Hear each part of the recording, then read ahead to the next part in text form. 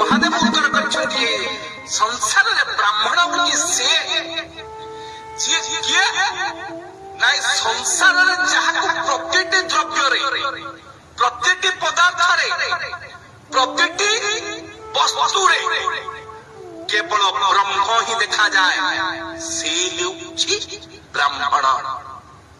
ଆଉ କିଏ ବ୍ରାହ୍ମଣ?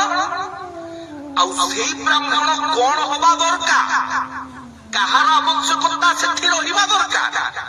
ଏକ କଥା ମନେ ରଖନ୍ତୁ ଆଜ୍ଞା, ସିଏ କ୍ଷମାଶୀଳ ହବା ଦରକାର। ଯଦି ବ୍ରାହ୍ମଣ କ୍ଷମାଶୀଳ ନୁହଁ ତେବେ ସେ ବ୍ରାହ୍ମଣ ନୁହଁ। ଯଦି ସେ ଦୟାବାନ ନୁହଁ ତେବେ ସେ ବ୍ରାହ୍ମଣ ନୁହଁ। ଆଚ୍ଛା, ନିଶ୍ଚିନ୍ତ ଭାବରେ କଥାକୁ ମନେ ରଖିବେ।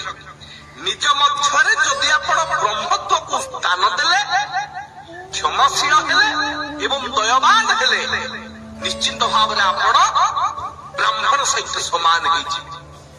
ତାର ଅର୍ଥ ନୁହଁ ଯେ କେବଳ